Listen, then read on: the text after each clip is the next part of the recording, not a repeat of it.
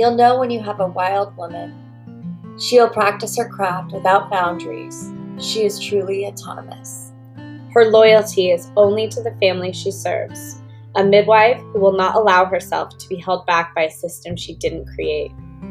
This podcast is for the birth keepers who want to grow and change. We are open to learning through self-reflection and supportive community. We are creating this space to explore without judgment. We are remembering we were Born wild.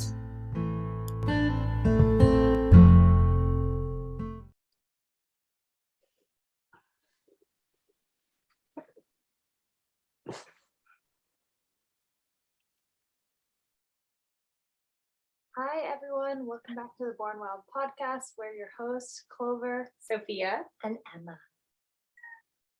We don't know where Leah is. yeah, and we just have to say we have such a vibe going on. If you could see us, Emma is dressed as a marriage counselor in her silk garment. It's like a silk tuxedo top. I've Really decided that I just need to wear blazers. This should be my check-in. I need to wear blazers all the time now because that's like what I'm stepping into. So I'm like, I need like jammy blazers. I need like every occasion. So Cozy. prepare. And I'm still in my pajamas. And I'm stepping into wearing a scarf every day, even though it's almost summer. Yeah. It's basically summer now, but alas. Yeah, but today we have with us Amber. Amber is a midwife local to Sonoma County, like us, and we want to hear all about you. We're going to hand it over to you. Tell us a little bit about you, and then just start with your path towards midwifery. Welcome, Amber. Yay, Amber. Thank you. I'm so excited to be here. I feel like this is technically my first podcast I've ever been a part of, and it feels very aligned because I was born wild. Like, great. But yeah, my journey through getting into this work, we were just joking before it started, everybody is born at home, except for Sophia. I was born at home. Bitter at all. I never knew what my placenta looked like. My cord was cut early. She's got trauma. Well, I mean, the thing is, I always have these conversations. I'm always talking about birth. One of the doulas I work with, Alana, we talk about this a lot of like from the outside, what could it look like? What does a beautiful, empowered birth look like, or something like that? And for someone else, they could be like, oh, that's crazy, that's traumatic, And so when you said like you weren't born at home or whatever, I was born at home, but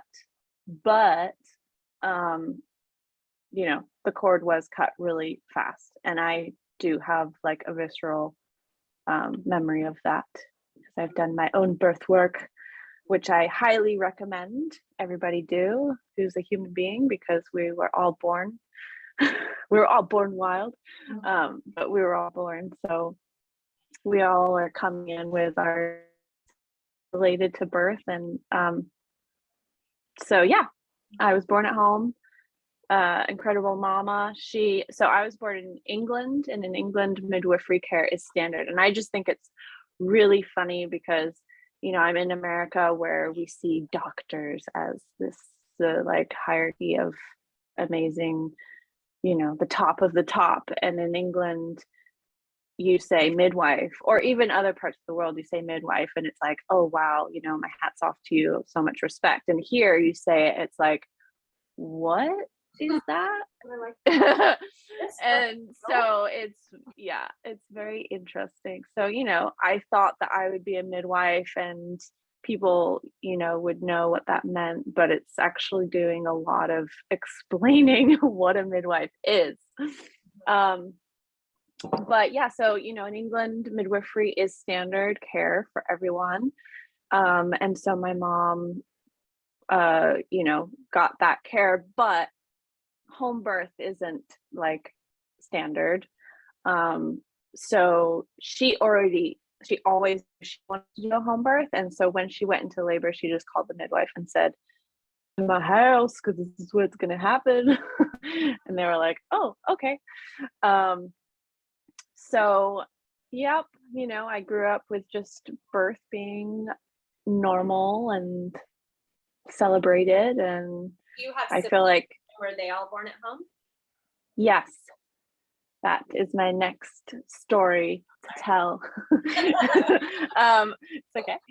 So yeah, my brother. So how I feel like how it really started for me in terms of the work that I do is I felt like when I was 10 years old, all of a sudden I started having my antennas up for pregnant women. Like all of a sudden I was identifying them walking down the street. I could tell by seeing them from behind. I was like, that woman's pregnant. And then she'd turn, I'd be like, I knew that. And then my teacher, I was like, she's pregnant. And then a couple weeks later, she's like, I'm pregnant. And I was like, yeah. So, it kind of like those antennas were up for me for whatever reason. Like I truly believe that everybody's born into their talents, and it's a discovery of what that is. And so for me, it felt like it just was part of me deep inside. And it's not like I chose. I don't think you really, you do choose, but I don't think you kind of choose. It chooses you to do this work. You know what I mean? It's like, it's pretty crazy if you want to be doing this work. So I was just all of a sudden calling for a baby brother, sister. Like I was crying to my mom. I was like, please, I want a baby brother, sister, please. And, it's funny as I talk to many other families, I hear that a lot where siblings will kind of start calling in, the other babies of the family. And I feel like you're kind of open, like if you could say spiritually or whatever level that is. But I feel like kids are open to spirit a little bit easier than humans sometimes. And so I think that's very interesting to just like observe where some other kid will be like, where's our baby brother or sister, and so that's what I was doing for whatever reason. Like I was a happy single child. Like I never thought of having anyone a part of my life, and then all of a sudden I was like, please, I want to have a baby, please. And so it was like not long after I was like, oh, you're pregnant. She was like, no, I don't know yet, we have to do a test. And I was like, oh no, you are. And I just like was so excited, I can't. I remember being in the car, we were at the post office, and I just was like, oh my God, like I don't know how to explain it. It's like it's just so much joy and excitement. So then I couldn't contain that joy and excitement. Then I was just like raiding the streets and my class and just like screaming it to the world, like, I'm gonna have a baby brother or sister. And my mom was like, can you just like quiet down? So yeah. And then, I wanted to be a part of all the prenatals, everything. And that was also very natural for my mom as well, for me to be a part of it. And I also have this memory of my mom sitting down with me in the living room, and we were like watching some birth videos. And I was just like, why are we doing this? Like, are you trying to get me prepared? Because like, you're just going to have a baby. Like, this is silly. Like, we don't need to prepare me. I was cocky. I was very full of myself at a young age. And you were 10 at this point? Yeah. Okay. So I just felt like, no, it's I don't know how to explain it, but it's just like there's nothing weird or scary or peculiar or anything about birth. It was just like, you're going to give birth and it's going to be great. And like, why think otherwise? So then the day of the birth, I remember waking up and I have an image. My mom's an artist, and like I did a lot of art growing up. And I remember I have an image of sketching her. And then like later on, I did like a little, like kind of went back and was like, Zaya was born the next day. Like I did like little comments like, hi from Zaya in the belly.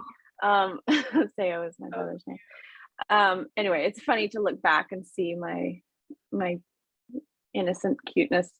So, she was in early labor, and like, it's hard to explain what that's like, but you're in another dimension, like it was like a warm summer's day. It was the day before summer solstice, and like, it was just so warm, and the garden was just blooming with like flowers, and the like world slows down in a way, and you're just in a different kind of space. And it was just really beautiful, to be in that world with my mom. And then I showed up, and she brought all these movies, and she was like, we're gonna be up all night, like this is a long marathon. And I was like, no, this baby's gonna be born at like 4 o'clock. We're just like gonna have this baby. And it was either 4 or 4:30, but anyway, that's when he was born. It was like pretty much on the dot. And it wasn't an all-nighter, it was a very beautiful, quick, not to say that quick is better or more beautiful or anything like that, but so everything kind of just picked up. And my mom was in hands and knees on the living room, and that place is a very dark room, and she felt very comfortable. Like, my mom and I are very close, so we've talked a lot about it. And she was very comfortable there, and the midwives were, I think, in like Marin, somewhere kind of far on like a hike. And so we called them in, and they were like instructing us if they weren't going to get there in time. So I was like, yeah, let's go. You're like, dreams do come true. Yeah, I was like, okay, this is even better. So they were like, probably not going to make it. And so I was like, yeah, all right. And my mom's like, having the urge to push, and like hands and knees, moaning and groaning on the floor. And then they did like just barely make it, and they just kind of rushed in. And this is where I, like, throughout all my birth experiences, everything to me is like witnessing what I really like and what are the things I don't like. And for me, everything that I don't like is what I bring with me, because I'm trying to learn how I want to be. And I've had a lot of experience with things that I don't like. So they rushed in, and they were like, all right, let's get you on the bed. Let's move you. And my mom was primal in her state, wanting her dark, private space. And for her, that was very disturbing to be. She didn't really want to go into the bedroom. I think there was some construction going on, and I think they were thinking like, I don't know, safety maybe. I'm not really sure exactly why they made that call. But anyway, that was, something that I thought was weird in that moment, but also talking with my mom, where she was like, I didn't want to move. I just wanted to be there. And so then we moved to the bed, and, birth doesn't need to be on a bed. Birth can be anywhere. And then, she had her baby, and it was beautiful. And so to me, as I'm a midwife, I'm always trying to, this kind of looping back to what I was saying, is like, some people could say a home birth is peaceful and beautiful and undisturbed, but there's so many layers and details of an experience. And for my mom, that being moved into the bed was something she like talked about for years. Like, only till recently, and my brother's 17, has she kind of felt like she's let that go, because it felt like such a disturbance in the process. And you could say, there's always that like, well, baby's healthy, mama's healthy, at the end. And it's just like, like, we can also value people's emotional or other states of the experience. And just because you have a healthy mama and baby at the end doesn't mean that it was empowering or blissful for the mom, So yeah, I always think about that as one of my own first kind of teachings of like, okay, when I work with a mom, how can I support her in a way that's trying to not disturb the process as much as I possibly can. And for so many people, that like that has so many different layers and intricacies. Because, you know, for some people, they're like what is kind of undisturbed and gentle and not, I don't know. I just think it's very subtle, like really subtle. You know, mother-led birth, and Yeah. she didn't leave that piece, and that's the piece that bothered her. Yeah, exactly. Yeah. So really beautiful journey to be a part of that. My brother and I are very close, and yeah, and then, you know, I continued to I don't know. It wasn't like when I was 10, I was like, yeah, I want to be a midwife. But then later on, when I was a teenager, I was like, I think I want to do nursing. I'm not really sure. And then I watched Gorilla Midwifery, which if you haven't watched that, it's super awesome. And I actually haven't seen it since I was 17, and I would love to go back and watch it now, just to kind of go back into that space and reflect on like that was really the moment that like was like, oh, this is what I want to do, because it brings in so many different pieces of what midwifery is that I'm passionate about. And so at that point on, I was in the discovery of like, okay, what can I do? What are the trainings? What are the, you know, what's going on in this world in terms of birth? And, you know, there's like such a push towards conventional medicine and nursing way of midwifery. And I talked to midwives, and they were home birth midwives, and they were also saying like it's so much easier if you do nursing. And I think to some agree that's true. You know, like you have a schedule, you just walk in, you see them, you go, it's just easier in a sense. But that would not be fulfilling to me at all. And part of what I'm passionate about is that intimacy that you create with families. And it's the most like primal, intimate state you can be a part of without dating someone. Like it is so freaking intimate, you know? And like that's so beautiful. It's such an honor. But like, you know, you can't really put it in a box and like make a schedule out of it, because birth just happens when it happens. So I'm so grateful for hospitals and, you know, what they do, but it's not for me, you know. So At this point in your life, are you still in England, or have you moved here? No, oh wait, in terms of school? In the story. Sorry. I'm like, what? Yeah, so I moved when I was 6 to America, and oh, so your brother was born here? Yeah, in the Bay Area. Oh, okay. Yeah. You went to the same high school. Oh, I didn't. Yeah, I went to Berkeley High. Of course. Clover knows Emma's wife, and she knows everyone. Yeah. So okay, so you're here. Yeah, that's kind of, you know, the beginning of my journey into this world. And of then birth.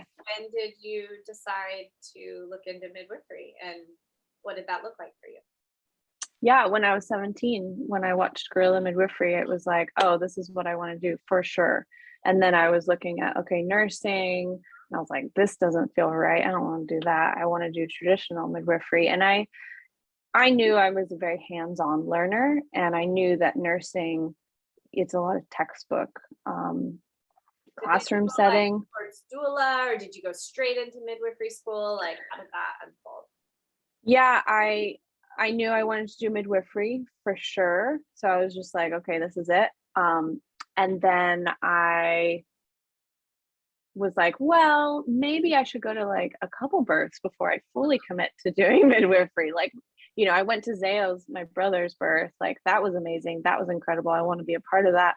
But like, what would it be like to support someone who's not my family, you know, like what would that be like? And so I did Heart and Hands training with Elizabeth Davis, and so that is a prerequisite to NMI.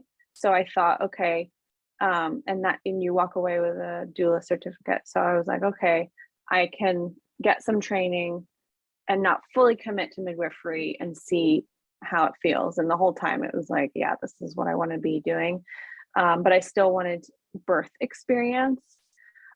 So I went to India for part of a yoga retreat study training experience. And I was there for 6 months, and I reached out to a birth center there.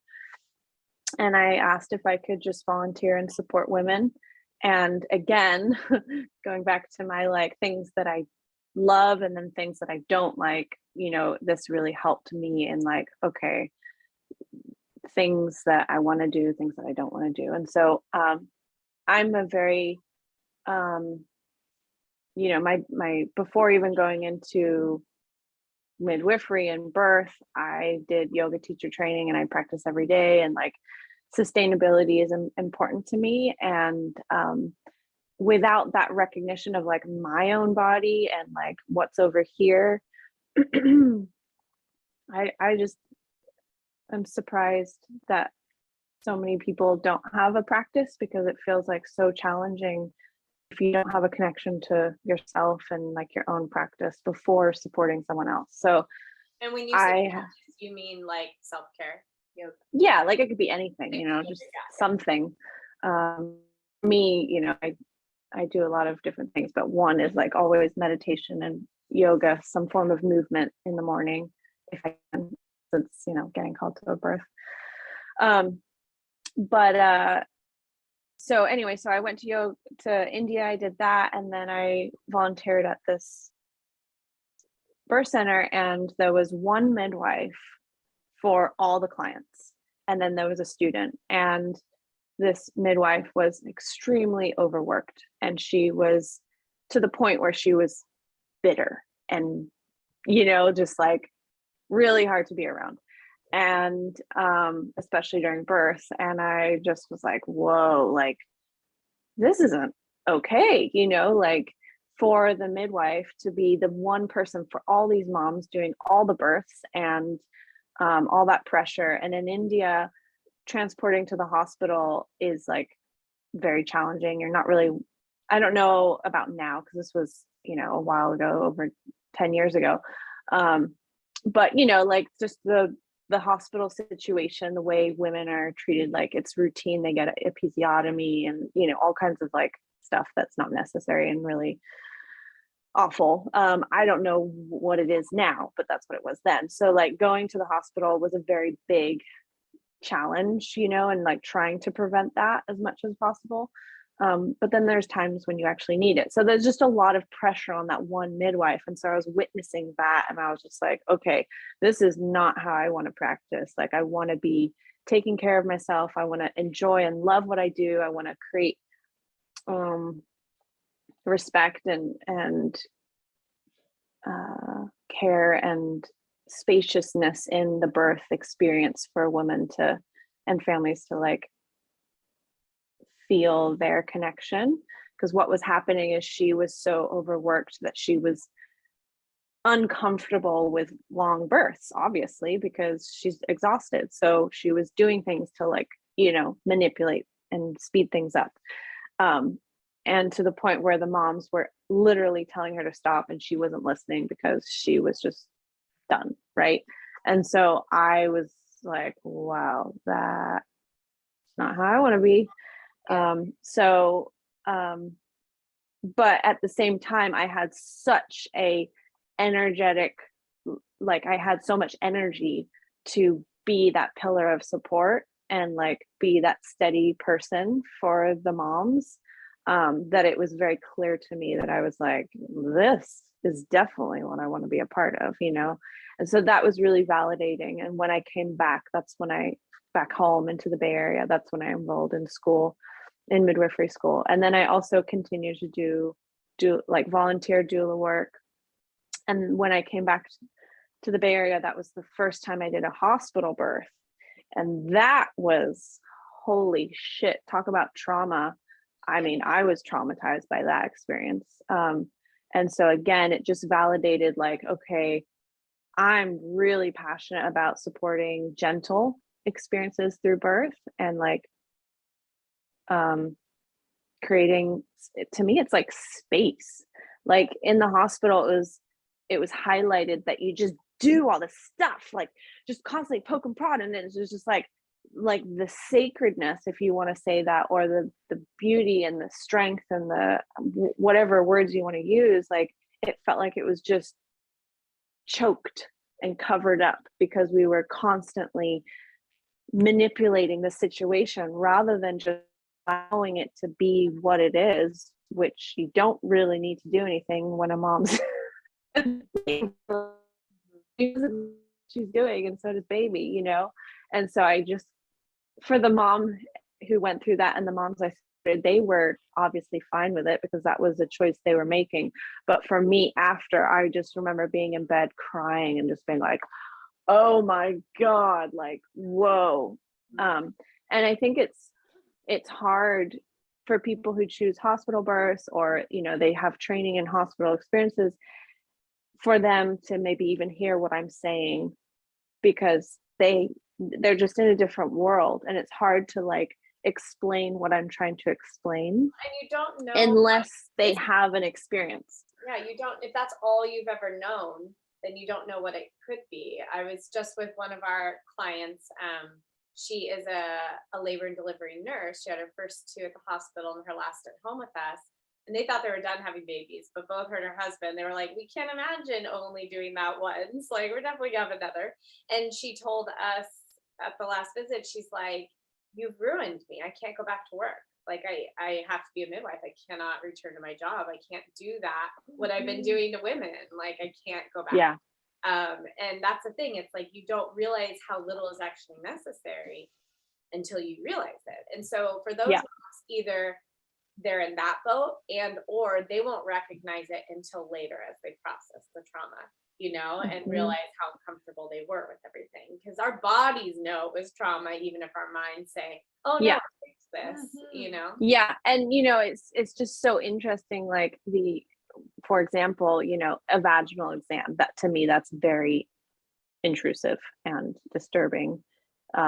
Disturbing in the sense it disturbs the natural process, not like disturbing as in awful or something like that.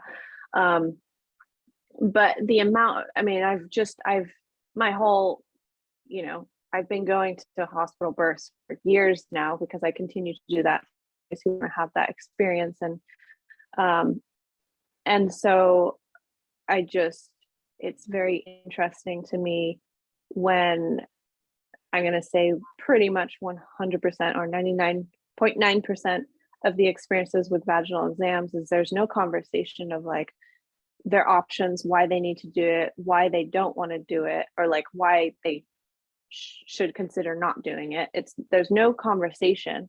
They glove up, they put the lube on, their hand is practically inside of a woman's cha-cha before they say, we're just going to do an exam. And it's like, you're just going to do an exam, like you're already doing it. Why even say anything at this point? You know what I mean? And the mom is literally like, no, you know, like her body is saying no, right? She's resisting, she's uncomfortable. She's like, I don't know, yelling, screaming, or just kind of like, stop, you know? How can we not identify that as like violence? Like like, because I think Amber, I had a really similar experience to you. Kind of your whole story feels really resonant to me. But when I was like 18, I trained as a doula, and I remember going to my first hospital birth and just being like shocked and floored. Yeah. For a while, I was like, okay, well, this is what people are choosing. And then at a certain point, I was like, oh no, this is actually, I just feel like I'm trying to protect them, but I also feel like I'm holding their hands while they get abused and being like, it's gonna be okay, you're gonna be okay. And at a certain point, I was like, oh, this feels like I'm enabling, I'm being complicit in this thing that just feels so icky. And I noticed when I started like working as a student and being a doula, that older women would come up to me, or like we'd be talking at a dinner party, and like Sophia was saying, that trauma that they process later, like so many instances where I was like, oh, you've never talked about your birth with anyone, or like very few times, and you are just like oozing trauma, and you need to just like feeling like that there's so much that they needed to discharge, and like asking me questions like, do they still do routine, blah blah blah, like I don't know, that happened at my birth and it felt like a little bit weird, and I've never been able to forget it. And so it's like really true that it just stays with the body. Yeah, like people in their 60s, 70s, 80s, like really through their whole life. Yeah, exactly. And that's, again, that kind of goes back to like my first teaching from my mom, where she, we would talk about Zayo's birth, and it's not an exam, it's nothing physical, it was just just moving her was extremely traumatizing for her, you could say, because like she wouldn't let it go. She was always talking about it, like, and I was just listening to her and witnessing and supporting her in that. And and that's what I mean by the subtleties. Like it could just be so subtle. It's not necessarily a vaginal exam. It could be, we were just at a birth, and it was kind of long, and the mom was in the tub a lot, and there was like this pushing and the not pushing. It was kind of back and forth. And there was one point where we were all kind of thinking like, oh, I wonder what it would be like if she got out of the tub, just like to ourselves. And I was saying to the ladies, like, it's really important that we aren't the ones to bring this up.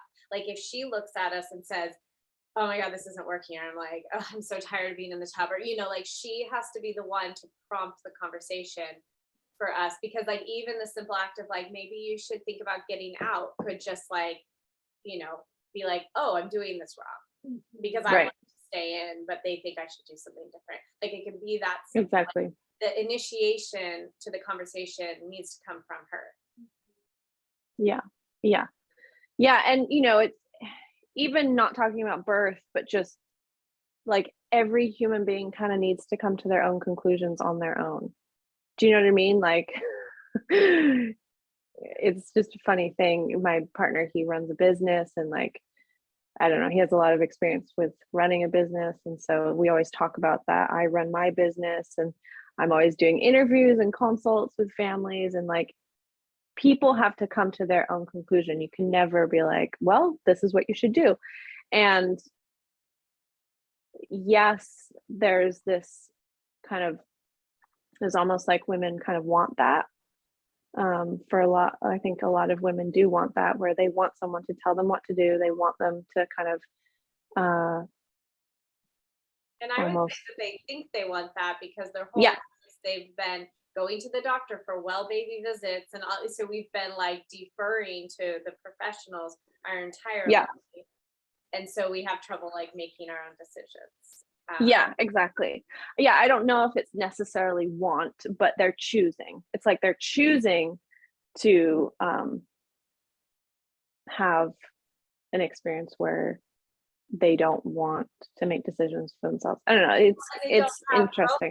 Maybe who are making their own choices, because if you were surrounded by women who were making their own choices, that would be normal to you. But when all your friends are going to the hospital and just being told what to do, then that's how the world works for you.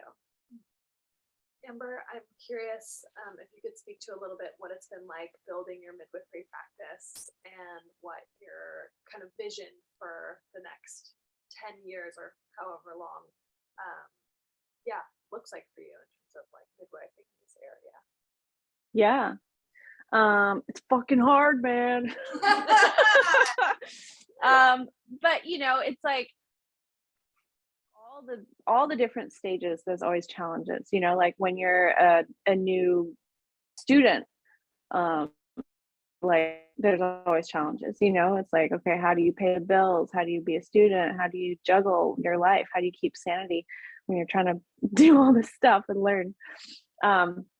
So it was just a continuum of that. And that, I think that's like, it does get easier for sure. But I think there's just always challenges.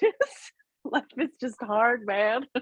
It's just, I don't know. You know what I mean? I was thinking like, oh, now I'm going to have a break. Like, whoo. And it's like, nope, this is just. We've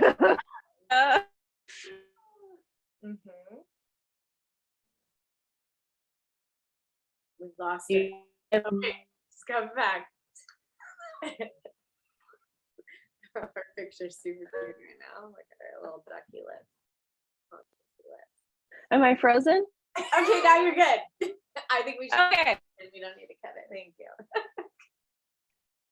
Okay, Okay, so stop you were off. saying you thought you would get a break, but nope. Okay. Yeah. But I think it gets easier as you just get it going, and then you're kind of embodying who you are. And to me, it's like you're unlearning what you've learned, and you're kind of figuring out who you are, which I think is a continual question. How do you want to practice? I think if you're I don't want to say authentic, if you're I just think if you're a midwife, you're always questioning. I think if you're in health, you're always questioning. You know, science, if you go by science, like science is always changing. Like we don't know what we don't know. And I think as a midwife, you have to be, I think, as like an ethical kind of caregiver, to be questioning, okay, was that necessary? Do I really need to do that? How can I improve that conversation? That wasn't what I wanted, but this happened. I don't know. You know, it's just a lot of different things that you're just learning as time goes on. And, you know, I've witnessed some midwives, they become more conservative over time, and some people, they do the opposite. And I think everybody's different, and that's okay, because you have to be you know, you have to be your true self. And I remember when I was just starting midwifery, it was Elizabeth Davis's class, and she's like, everybody has a different journey, you know. And I remember that.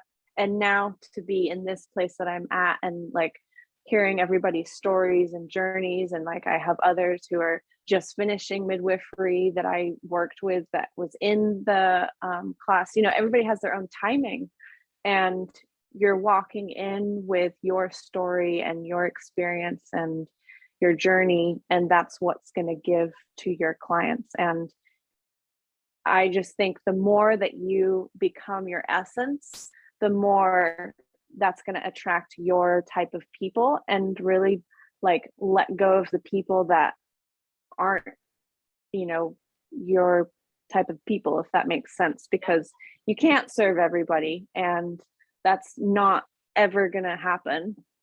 And I feel like the more I embody, you know, who I truly am, and like my essence, those people just kind of fall away. And I think when you're just starting, you're like in a little bit of a scarcity of like, I need work and I need clients, and you're kind of like trying to just please people. Maybe not, maybe for some people they don't do that, maybe for some they do. Everybody's different. But the more you really like trust yourself and your journey and what you have to bring to the world and who you are, which is always a self-discovery of like peeling away layers, then I think you really do highlight and attract people that want to work with you. Absolutely. I love that you said that. Yeah, because all families are different too. So there's families who lean more conservative, who need midwives that they can connect with and feel safe with. Yeah, and the opposite, you know, people who just want someone to, you know, watch them birth and not do anything, you know. Which is equally important. So and that's the beauty, you know, that really is truly beautiful in the community, when we can all honor as midwives, you know, as a birth community, honor those differences and those desires within families, but also kind of bring light to that. And I'm sure you're bringing light to that in this podcast, is like everybody has different essences and strengths and what they're really passionate about. And so, yeah, but also bringing it back to when you're saying like, how do you want to work and what's my vision? I want kids. So, to me, it brings back to the sustainability. And when I was in midwifery, I do want to talk about loss because I think that's huge. When I was a student, I was working as a doula to pay my bills. I was trying to date someone. I was trying to have family and social life and doing midwifery. And you are just juggling a lot. And I got pregnant and I was miscarrying. And I was at birth bleeding. And I think looking back, it was extremely hard. But I felt I was trapping myself because I was around people, especially like my my preceptor that I was working with. She was very like, go, go, go, go, go, don't ever stop.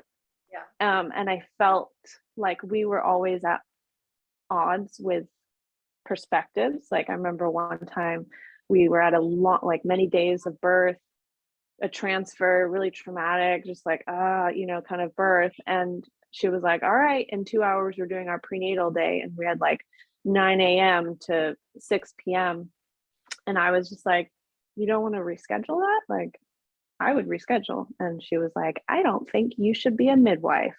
I was like, I think we're just different. Yeah.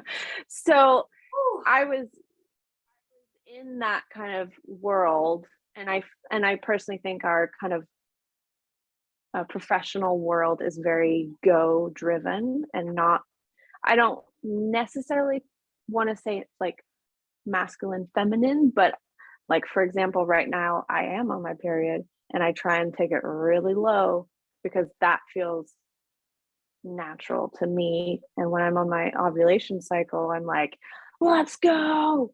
And so, when you're saying the vision of what I hold, for me, it's like honoring cycles. I mean, that's what we do with women. And I think we have to honor that ourselves. And everybody has a different way of doing that, but that's important to me. So sustainability is important. And the loss, that was just really challenging because I was just like pushing my way through it. It was financially, I was pushing my way through it because I was like, if I take a break, I'm not going to pay the bills. I mean, it was just all kinds of things. In the end, I had to go into the hospital and get a DNC, and I should have literally, like, I passed out on the floor and I should have gone into the emergency room, but I was like, no, I'm not paying that bill. So like that was all my own, hardship of myself, but it was also like, and people who, I don't know, are very driven in a certain way. And so I was like, I felt trapped for myself. Yeah. And it's hard because, this work is like, okay, I'm at like, in that instance, I was miscarrying and I was at a birth. Like, get away from me to finish? No. So how do I make it a way for me to be able to take care of myself if that's the situation I'm grieving, and she can still get support because she's not going to stop birthing, And I think that's the challenge in what I consider sustainability is like, okay, or even if you have a kid who's needing to go to the emergency room, how do you have a community where someone can step in and you feel like you can take care of yourself and your family or whatever is going on. And that you're not taking a financial hit, because if you had exactly a partnership, somebody could have covered for you, and then later on down the road you could have covered for her for something, so you wouldn't have to like financially pay her, where you're like, I can't afford to pay her, so I'm just going to stay, like that. You knew you would just be taken care of and you wouldn't take a hit financially and you could rest. Yeah. And I mean, finances is like a whole conversation. I'm very passionate in the birth community of like, we need to fucking charge more. Like the work that we give, postpartum was doing crazy the work that we give, the energy that we give, everything, a lot. And you got to be able to take care of yourself. Like you said, if you need someone else to step in and do that. And I think there's a lot of scarcity financially in the community where they're like, oh, well, this was the rate, so I'm going to keep it at the rate. One is charging more than others. And it's just like this weird cycle of like, what the hell? Like I literally I was talking to someone and I was sharing rates. This was in a business training I was doing. And he was like, I did a home birth for my kid and we paid the same rate. And this was 20 years ago. Yeah. He was like, you need to be charging twice as much. And I'm like, okay, so that's over 20 grand. And people might not pay for that. And so then it brings me to like insurance. Like we got to somehow figure out a way to like bring in and up the insurance, which I don't know how to do that. That's like definitely like accessible to families. But yeah. You gotta find someone from the insurance company to bring on the podcast to interview and be like, really? Fuck, man. Like, interrogation. It's not me. It's an interrogation. No, but I do think that we should have a podcast just dedicated to money and midwifery. Yeah. I think, like I said this before, as a student, I feel like it's so hard to get real numbers and ideas about like, okay, so you're putting this much money into midwifery school. How much can you expect to make if you have this kind of practice versus that kind of practice? And it's just confusing. And so it's nice to have transparent conversations about it. Absolutely. Yeah. And I definitely feel like the happiest midwives I know in the Bay Area are the ones that are charging the most, and they're still busy as fuck. Yeah. Mm-hmm. Well, yeah, mm-hmm. I encourage it. Yeah, I mean, it's a geographic issue too. People will pay. It's but in like a small rural community, they just can't. And people will like try and lowball you for like $5,000, like up where I live up north, and it's really just not sustainable. It's really hard. So. Yeah, it's a lot of so many different layers. This is always what I say. Alana makes fun of me. The layers, because it is. It's like, it's what can people afford? It's insurance. It's what they think that, okay, if I go to a hospital birth, it's going to be covered. So why should I even pay? It's just like all kinds of things, moms not working during pregnancy. Now they're only on one income from the partner, it's like, a lot of stuff. I always just think of the people who save money for cars, and they save money for weddings, and they save money for big things, and we all like, yes, to varying degrees, but I'm always like, we can do that for birth. Like, oh yeah, it's like it's a mindset shift of an entire system and culture around the value of birth, but I definitely think it's possible. And how much people pay for their weddings. Yeah, exactly. Like, oh yeah, no, when you like when people you do when you do consults with people and they're like, oh, I can't afford it. I literally just have this. Oh, I can't afford it. I go, oh, okay. And then I don't know, we talked about like having a volunteer doula who has less experience because she wanted a home birth, but she couldn't afford it. So then she was choosing a blah, blah, blah, blah, blah. We loop back around, we have a conversation.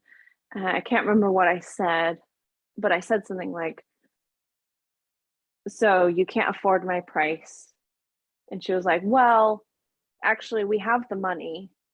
We have lots of money in the bank. It's just my husband doesn't want to pay. And I go, oh, okay. That's different. So your husband doesn't want to pay. That's very different. That's a different conversation. And so when you're talking about, look, like zooming out and looking at what people, millions of dollars that go into weddings, or you just go, you could pay 10 grand for a photo shoot, or you could have a home birth. You could get your coach bag, or you could get a midwife. You You can know, tell like Amber works in Marin a lot. We're looking at each other like 10 grand for a photo shoot. but you know, it's like I feel you, Amber. I'm like, oh, that you put it into perspective. yeah. Priorities. You know, a lot of people don't get a $10,000 Coach bag, but you know, Yeah. but when you put it into perspective, a lot of women do prioritize that. They prioritize photo shoots and Coach bags and Tesla strollers, and it's like, oh, but you can't afford this. Okay, that's what you're prioritizing. And then there are families who really, really can't. And like, Yeah. circling back to we need insurance to step up. Yeah. You know, it's funny about that too. It's like just a little side note. The families that have money, in my experience as a student working with several midwives, the clients that actually have the money are the ones that tend not to finish the payment plan. And the clients that are like the poorest are always the ones that like, okay, I have $200 for you this month. They always pay it off. And they're really like integrous about that, which I think is really cool. Yeah. Or it's, you know, the people who ask for discounts are the ones that quote unquote don't need it. And the people who kind of maybe don't ask for discounts, you know. So for me, I don't ever bring in a sliding scale rate. I don't bring in like an automatic, like if you can't afford this, then I do this.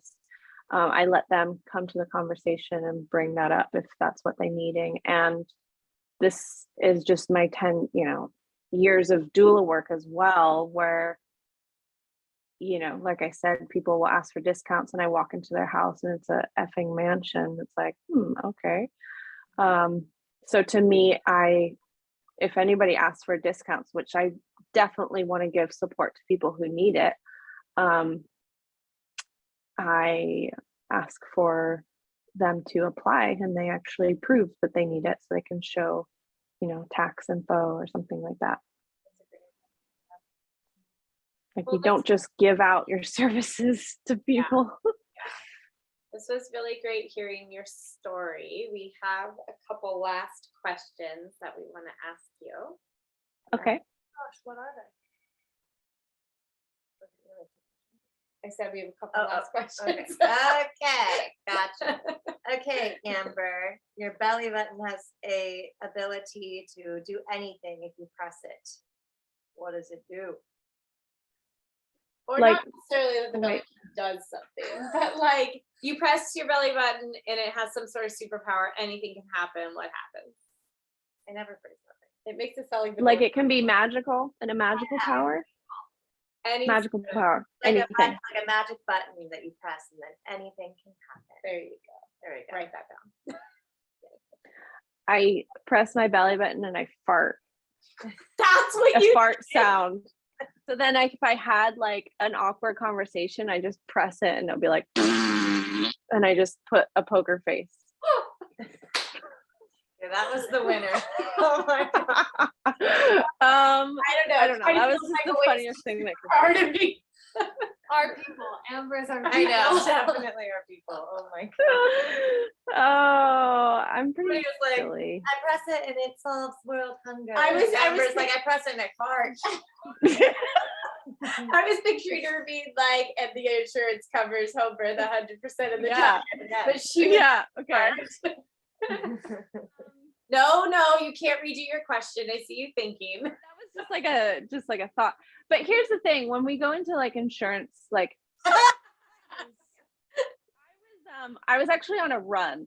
Okay, this was a funny thing. I was on a run and I was like, it was getting dark and I had to get to my van.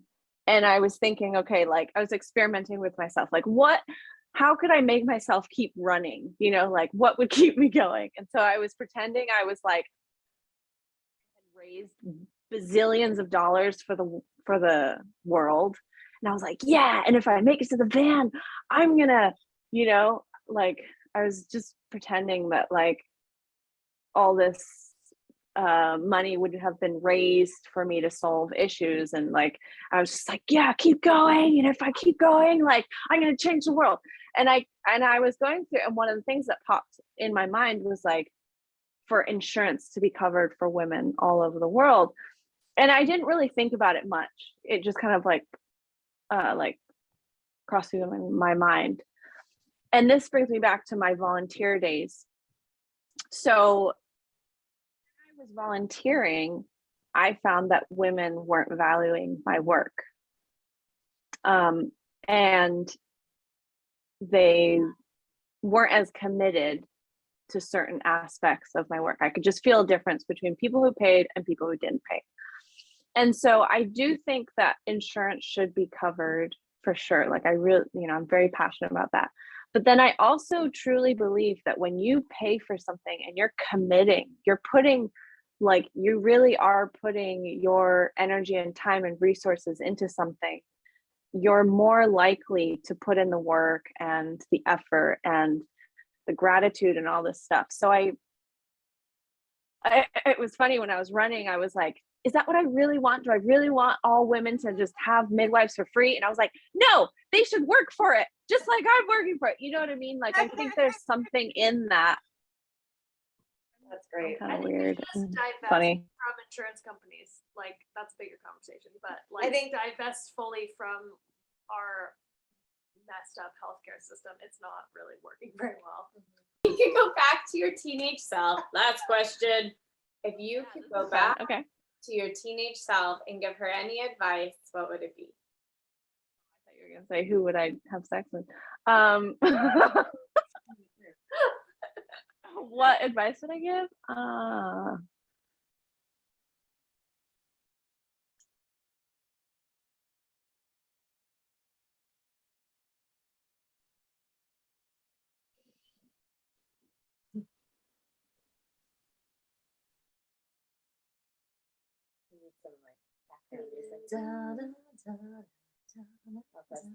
Is that Jeopardy?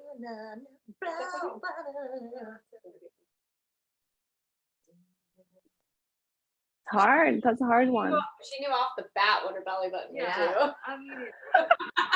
I mean, I feel like I've always listened to like what I felt right for me. So for a lot of people, I hear them and they're like, do the thing that you wanted to do, listen to that. I feel like I've always listened to like my intuition. But I wasn't necessarily a teenager, but I did date someone when I was like later, a little, like, but I was still kind of young, like very early 20s. And I dated them for a while and like I think I could have ended that sooner. But that's the whole thing with like going back in time, is like I had to go through that journey to learn that, that's the whole, like, people have to come to their own conclusions when they're ready. And it took me a while to realize that. I mean, one thing you could have told yourself is just that you're on the right path. Just keep going and keep trusting yourself, Yeah. true that. Yeah. Yeah. Well, it was so great chatting with you, Amber, and we look forward. Yeah, We're thank lucky enough you. to see you often because we do Yeah. skills together. And I know, and births together. if Great. anybody wants to reach out to you and connect with you, can you say some ways they can do that? And we'll make sure to leave it in the show notes. They can just search my name, Amber Pearson. I also have a website. It's healthymoms.family. And I think that's probably the easiest way. And you're on Instagram and Facebook? Yes. Great. Well, thank you again for coming. Thank you.